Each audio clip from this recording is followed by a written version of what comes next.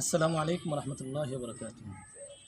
ভাই, যারার মা বাপ দুনিয়াত নাই, যারার মা বাপ দুনিয়াত নাই, তারারে একবার জিকাইয়া দেখো কা তারার মা বাপর কথা মনে হইলে তারার অন্তরটার মাঝে, তারার ভিতরটার মাঝে, তারার পরিজাটার মাঝে কি পরিমাণ কষ্ট লাগে, তারা কি পরিমাণ কষ্ট লাগে তারার মা বাপর কথা মনে হইলে।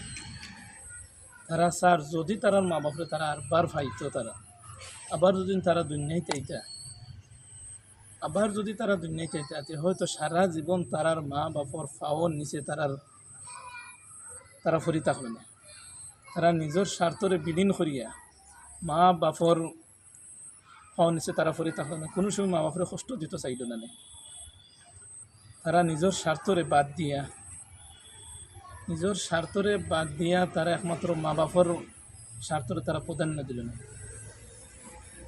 আমরা এখন কি তাহলে এই স্বার্থর সমাজও, স্বার্থর পরিবেশও নিজের স্বার্থটারে প্রাধান্য দিই। কোনো সময় মা বাপর চাহিদাটারে আমরা প্রাধান্য দিতে পারি না। তারার চাহিদাটারে আমরা কুরবানি দিয়ে আর নিজের স্বার্থটারে আমরা প্রাধান্য দিই।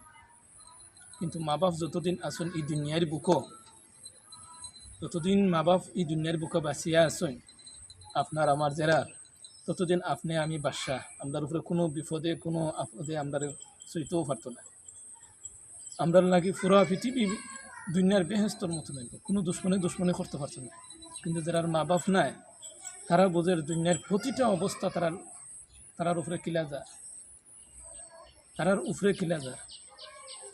আমরা যাতে আমরা যারা আম্মা আব্বা দুনিয়াতে এখন আল্লাহ রাখছেন হায়াতে, আমরা স্বার্থটারে আমরা বিলীন করে নিজের স্বার্থটারে ফাওয়ার নিচে রাখিয়া আমরা তারার যে স্বার্থটারে তারা যেটা চাই আমরা যেন অক্টাতারে আমরা প্রাধান্য দিই।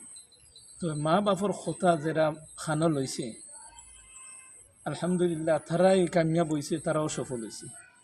আর যারা আম্মা আব্বার কথা খানো লইছে না, তারারে গুরুত্ব দিছে না, তারাই পদে পদে পদে পদে তারা চকুর পানি ফেলাইতে হয়েছে এবং বিভিন্ন মুসিবতের সম্মুখীন হইতে হয়েছে।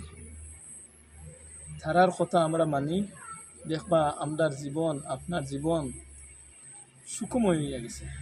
কোনো সময়ও কোনো বিপদের গাটা আমরা আটকে না। তারার চোখ দিন এক ফোঁটা পানি আপনার আমার লাগি পরে, অর্থাৎ অভিশাপ হইয়া পড়ে ভবিষ্যতে আমরা কিন্তু চৌকের রাস্তা করি। তাই আউকা আমরা সবে নিজের স্বার্থ তারে দিন দিয়া আম্মা আব্বার স্বার্থ তারে আমরা অগ্রাধিকার দিই।